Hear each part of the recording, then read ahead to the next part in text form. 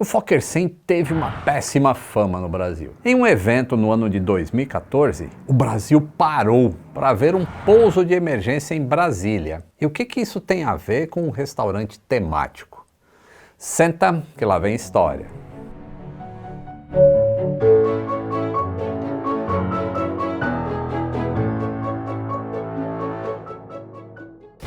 Saudações aeronáuticas! E aí, tudo bem com vocês? Tudo bem. Tem um recadinho no final deste vídeo que, se eu fosse você, eu não perderia. Um dos primeiros fabricantes de aviões no mundo foi a holandesa Fokker, que teve a sua fundação em 1912. A Fokker se tornou famosa construindo aviões de combate lá na Primeira Guerra Mundial. Inclusive, foi a Fokker que fabricou o triplano utilizado pelo Barão Vermelho, que eu contei a história aqui, no episódio 797. Depois da Segunda Guerra, a empresa resolveu entrar no mercado de aviões comerciais médios, com o turbohélice Fokker F-27. Um avião que, aliás, ficou bem conhecido aqui no Brasil, operado por várias empresas. A TAM operou, Rio Sul, Brasil Central, a Votec, entre outras. Aí na década de 1960, a Fokker, seguindo a tendência mundial, entrou no mercado dos jatos de passageiros, com o bimotor para 65 lugares de relativo sucesso, denominado Fokker 28. Com o tempo, versões maiores do Fokker 28 foram lançadas, como o Fokker 70 para 80 passageiros e o seu irmão maior, o Fokker 100, para 100 passageiros. No Brasil, ninguém operou o Fokker 70, mas o Fokker 100 esteve bem presente, sendo por muitos anos o principal avião da TAM.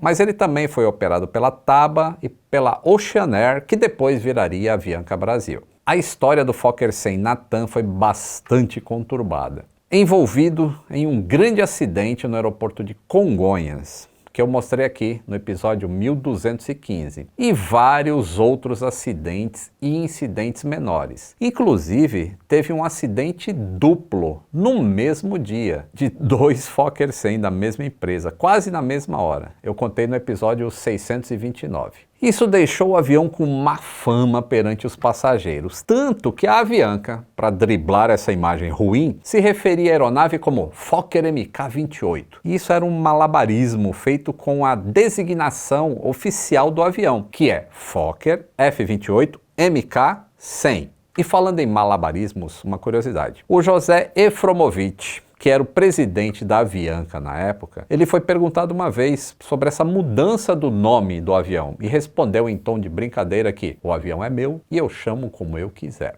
Falando assim, até parece que você tem que falar várias línguas diferentes ou fazer malabarismos linguísticos só para identificar um avião. Nada disso. O inglês é a língua oficial da aviação. E esses meses últimos eu tava com tanto trabalho que eu fiquei uns dias sem fazer aula no Cambly. E aí eu fiz uma ontem. E meu irmão, eu quero mostrar uma coisa pra você, sério, eu tô muito empolgado com isso aqui. Olha isso. Agora você faz a aula e agora tem um recurso sensacional que eles estão usando inteligência artificial.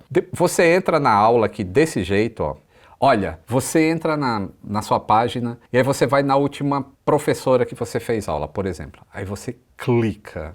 E aí a inteligência artificial vai mostrar primeiro o replay da sua aula vai estar aqui, você pode rever, que já é um aprendizado. Mas isso aqui, esse painel novo, malandro, olha isso. A inteligência artificial entende o que você fala. E aí ele dá tipo um feedback para você. E a gente está aqui exatamente na parte de feedback. Você usou sentenças complexas efetivamente. E agora que vem o pulo do gato, Por exemplo, aqui eu errei. Quando você clica, vai para o trecho do vídeo que você falou errado.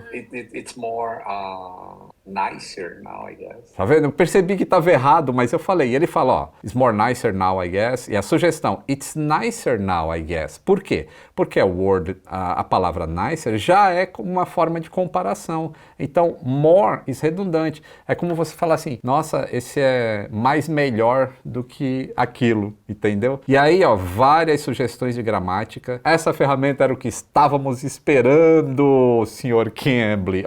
E você pode testar hoje mesmo. mesmo, tá? Isso aqui você pode testar hoje. E que tal ter, por exemplo, 4 aulas bônus com qualquer assinatura de um plano privado para experimentar esse super recurso novo aqui que eu mostrei? Então você clica no link que está aí na descrição e se empolgue como eu me empolguei, porque isso faz parte do aprendizado. Você erra, você vê e aí você melhora. Não é assim que funciona na aviação? Você erra, você vê, você melhora. Parabéns, Cambly. O link está aí na descrição, moçada. Utilize esse recurso que vai melhorar muito seu inglês.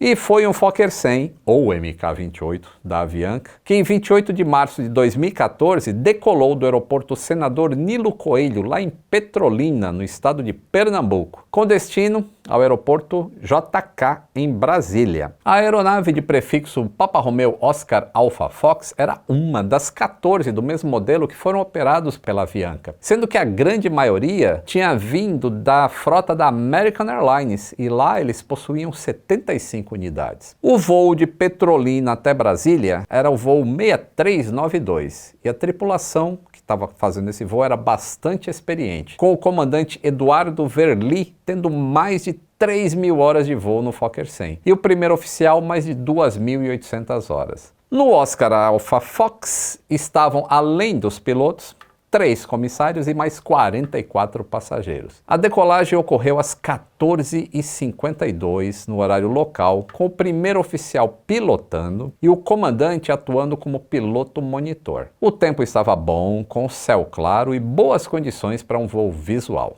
Passada meia hora de voo, apareceu uma mensagem de falha do sistema hidráulico número 1, por baixa quantidade de fluido hidráulico. O Fokker 100 possui 2 sistemas hidráulicos independentes. Cada um é alimentado por uma bomba mecânica que fica instalada em cada motor. O sistema número 1 é responsável pelo aileron esquerdo, pelo leme, pelo profundor, pelo estabilizador, pelo freio alternado, pelo trem de pouso, pelo direcional do trem do nariz, pelos flaps, speed brakes, lift dampers e reversores de empuxo. No caso do Fokker 100, os controles de voos primários tinham meios alternativos de acionamento. Então a perda não afetaria de forma significativa o controle da aeronave em voo, mas os trens de pouso só desceriam em queda livre, caso perdesse o sistema 1. E a falta de flaps e speed brakes fariam com que o pouso fosse feito com maior velocidade. Por causa dessas degradações nos sistemas, porque era o sistema 1 que estava em falha, o comandante Verli assumiu a pilotagem do avião. Quando eles iniciaram o procedimento para o pouso em Brasília, a tripulação comandou a alavanca do acionamento alternado do trem de pouso para a posição Extend.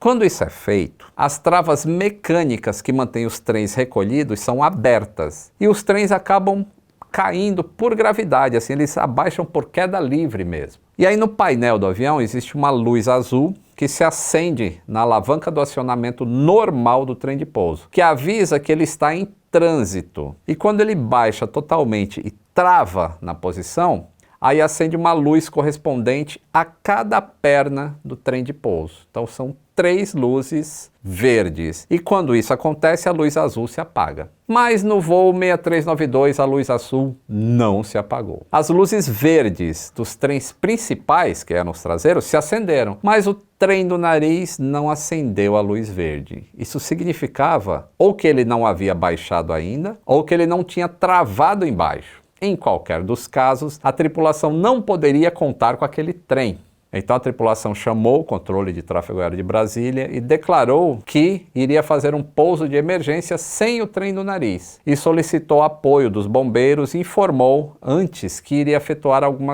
ia fazer algumas órbitas ali por perto para baixar a quantidade de combustível para 700 quilos. Fizemos todos os procedimentos descritos, não obtivemos sucesso. Ainda temos a informação do trem de nariz ainda aqui não baixado e travado. A partir de agora a gente declara emergência. A gente ainda tem aproximadamente mais 17, 18 minutos ainda de combustível. Eu vou baixar o combustível até obter 700 quilos, mais próximo aí, para eu poder prosseguir e de forma segura para prosseguir até para o pouso, não com muito combustível. Não desejo fazer uma passagem baixa, porque os os procedimentos de trem já foram feitos, eu não tenho como reciclar, porque eu estou sem um sistema hidráulico 1. Então eu não quero assustar os passageiros com a passagem baixa, eu vou prosseguir. Eu solicito apoio de solo, bombeiros e ambulância. Não tenho como prever, a princípio pode ser que a informação seja só indicação, mas eu não tenho como prever, então gostaria de solicitar apoio total de solo. E mais um pouco daqui, mais uns 15 minutos a gente prossegue para pouso, ou menos, até 10 minutos a gente prossegue para pouso. A comunicação foi feita em um tom de voz bastante calmo e profissional por parte do comandante, demonstrando que a tripulação estava muito bem ciente do que estava acontecendo e controlando a situação. E como eles perderam esse sistema hidráulico 1, não teve chance de se realizar uma segunda tentativa para baixar o trem. Só existe uma em emergência. Quando o combustível atingiu a quantidade que foi planejada pela tripulação, Fokker 100 foi colocado alinhado com a pista e iniciou o procedimento de pouso, que aconteceu às 17 horas e 42 minutos, as TVs do Brasil inteira ligadas, acompanhando esse pouso. Depois do toque perfeito na pista, o Fokker percorreu uma distância total de 900 metros até a parada total. E desses 900 metros, 750 metros ocorreram com a aeronave apoiada apenas nas rodas principais. O tripulante manteve o nariz levantado o tempo todo. Só nos 150 metros restantes, que aí não tinha mais força aerodinâmica para manter o nariz levantado, foi que o nariz abaixou na pista e foi arrastando diretamente no solo. Ele parou, obviamente, ainda sobre a pista do aeroporto, que tem 3.300 metros. Os bombeiros, como acontece em toda declaração de emergência, já estavam esperando o pouso e rapidamente chegaram no local onde o avião parou e jogaram espuma retardante sobre a parte dianteira da fuselagem para evitar um sobreaquecimento ou um possível incêndio, o que não ocorreu. Todos os passageiros e tripulantes saíram ilesos da aeronave. O único que se machucou foi o primeiro oficial, que sofreu uma fratura na coluna torácica. Quando foram remover a aeronave, a manutenção chegou, colocou macacos hidráulicos, levantou o nariz do avião, e aí não conseguiam abrir a porta do trem de pouso de jeito nenhum. E aí, com muito esforço, conseguiram abrir. Na hora que abriu, o trem desceu imediatamente e travou no local, ou seja, o trem estava funcionando perfeitamente. Daí, o avião foi levado para o hangar e começaram as investigações. O que causou a perda desse sistema hidráulico? E o que causou o trem não ter abaixado o trem do nariz? Em relação ao vazamento, foi encontrado um grande vazamento de fluido hidráulico na bomba do sistema número 1, que fica localizada no motor número 1. Que é o motor do lado esquerdo. Em todos os aviões, para vocês acostumarem com isso, a numeração dos componentes, dos motores, a asa, quando você fala asa esquerda, é qual? Eu olho de frente, eu olho daqui para cá, eu olho daqui assim. Você sempre olha como se você estivesse sentado na posição do comandante. Então o comandante senta aqui e olha para frente do avião, certo? Se ele está olhando para frente, então aqui é o motor 1, aqui é o motor 2, aqui é o lado esquerdo, aqui é o lado direito. Se você olhar assim, aqui é o lado esquerdo, aqui é o lado direito. Não muda. Você tem que olhar sempre na posição que o piloto está olhando para frente. Entenderam? Então vamos lá. Sendo do lado esquerdo o problema, então a bomba era a do motor 1. Quando foram analisar essa bomba mais atentamente, constataram que um dos selos que faz a vedação entre as partes do corpo da bomba estava fora da posição e provavelmente foi empurrado por um pico de pressão ou alguma coisa assim. Só que essa bomba já tinha funcionado 2.563 horas naquele motor e nunca foi identificado um vazamento. Então também não se identificou o que causou esse deslocamento do selo naquele dia. Mas, uma vez que identificaram o que desencadeou nessa falha do sistema hidráulico 1, a próxima etapa da investigação era entender como que o trem do nariz não teve o abaixamento em emergência como era para ter. Então, considerando que o trem baixou e travou imediatamente quando conseguiram abrir a porta, ou seja, não tinham condições que impedissem o destravamento e abaixamento do trem do nariz por gravidade, sobraram as portas ali para investigar. E aí, eles direcionaram a investigação para isso. Quais fatores que causaram essa restrição do movimento das portas durante o acionamento do sistema em emergência? Bom, as portas do trem do nariz foram removidas do avião e levaram para uma oficina autorizada da Fokker, com a finalidade de averiguar a condição de operação dos mecanismos e da dobradiça dessas portas, porque elas são articuladas em relação à estrutura do avião. Os testes e exames desse material constataram que a parte da dobradiça da porta direita, que ficava presa na fuselagem, estava meio arqueada. E ambas dobradiças não apresentavam sinais de lubrificação recente. A recomendação do fabricante era de inspecionar essas dobradiças a cada 3.600 horas de voo. E o Oscar Alpha Fox tinha sido inspecionado dentro do período previsto. Como não era possível movimentar essa articulação da porta direita com um esforço manual natural, e o pessoal viu que tinha que fazer muita força, uma força até maior do que o peso do próprio trem de pouso para baixar ela, isso explicou por que o trem não desceu, porque a porta não abriu. Continuaram pesquisando. E aí descobriram, depois de cortarem as dobradiças no meio, que o relevo interno da superfície estava com um processo de oxidação e corrosão, o que levou a uma diminuição do diâmetro interno dos furos em alguns pontos e, consequentemente, um roçamento de maior intensidade da área interna dos furos com os pinos. E o relatório final recomendou para todos os operadores de Fokker 100 que o fabricante recomendasse que todos removessem as portas do trem do nariz e inspecionassem quanto ao livre movimento dessas portas. E essa recomendação foi seguida pela Fokker e por todos os operadores. Este avião, o Oscar Alpha Fox, pelo fato de ter pousado de nariz, ele teve a estrutura bastante afetada neste pouso. E ele poderia ser recuperado, mas era economicamente inviável. E aí acabaram abandonando esse avião lá em Brasília e canibalizaram ele para usar peças em outras aeronaves. Ele virou um estoque a céu aberto. Com a falência da Avianca Brasil, o destino do Oscar Alpha Fox foi ser leiloado como sucata, junto com outros ativos da empresa. Só que esse Fokker 100 não foi destruído no pouso e também não seria uma falência que iria conseguir a sua destruição. O que restou do Oscar Alpha Fox foi transformado num restaurante temático em Brasília, quando o serviço de bordo utilizava louças e talheres de verdade. E a comida era bem mais refinada que amendoim e barrinha de cereal. E a passagem, obviamente, era muito mais cara também. Ainda existem Fokker 100s voando por aí, sabia? No mundo afora. Na Austrália, por exemplo, tem vários, e no Irã também. E se você quiser ver um aqui no Brasil, por enquanto só tem o Oscar Alpha Fox lá em Brasília. E o outro está no Museu Asas de um Sonho, que por enquanto está fechado ainda, mas a gente está torcendo para reabrir esse museu em Itu, conforme foi prometido. E aí em breve vocês poderão visitar por dentro um Fokker 100. Ah, e agora o aviso que você estava esperando no final do vídeo que eu falei lá no início, lembra?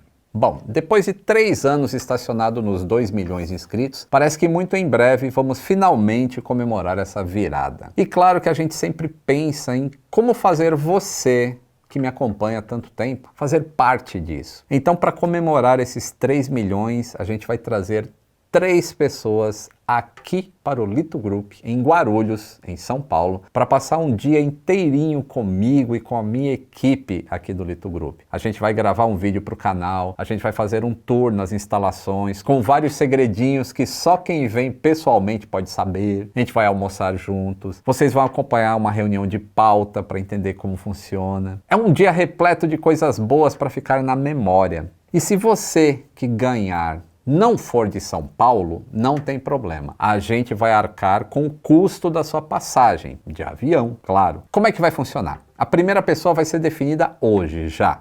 E é fácil. Você vai fazer um comentário muito legal e terminar escrevendo assim embaixo: eu nos 3 milhões do Aviões e Músicas. Quem tiver mais curtidas no comentário até às 23h59 de hoje, será a primeira pessoa a vir para cá. A segunda pessoa vai ser definida amanhã, segunda-feira, dia 19 de agosto. No mesmo esquema, só que no meu perfil oficial no Instagram, o @Lito. Eu vou colocar amanhã um post. Basta você comentar o que você tiver na cabeça, que seja que as pessoas gostem. E no final você coloca eu nos 3 milhões de aviões e músicas. E você vai torcer para ter muitas curtidas. Na virada do dia, a gente vai ver quem foi a pessoa que teve mais curtidas, vai ser a segunda pessoa a vir para cá. E se ainda assim não rolou, você ainda vai poder ter uma terceira chance, que é através do bilhete dourado. Sim, o bilhete dourado da temporada 3 voltou. Mas como é que funciona isso, Lito, se a sua loja fechou? A gente colocou um dos bilhetes em um desses 2 produtos do Aviões e Músicas. Ou o livro Medo de Avião Nunca Mais, ou qualquer outro livro da série Aerobook. Por que não está no Onde Morrem os Aviões? Porque esgotou esse livro. Então será apenas um bilhete. E a pessoa só descobre se levou este prêmio quando o livro chegar em casa. E a gente já colocou o bilhete. Então corre no site lojadoaviõesemusicas.com.br e já garante o seu livro e torça para ele ter o bilhete dourado dentro. A gente se vê em breve, tá? Gostaram de conhecer essa história? Sabiam desse pouso de nariz lá, da Avianca? Pois é. Se não sabia ou não viu ao vivo isso na televisão, deixe o like e se inscreva no canal e considere apoiar. Você ajuda bastante a gente a continuar produzindo conteúdo. Além do seu nome aparecer aqui junto com esses amigos, você ainda recebe uns spoilers de vez em quando. E também vídeos com erros. Todo mundo quer ver os erros, né? Um grande abraço e até o próximo voo.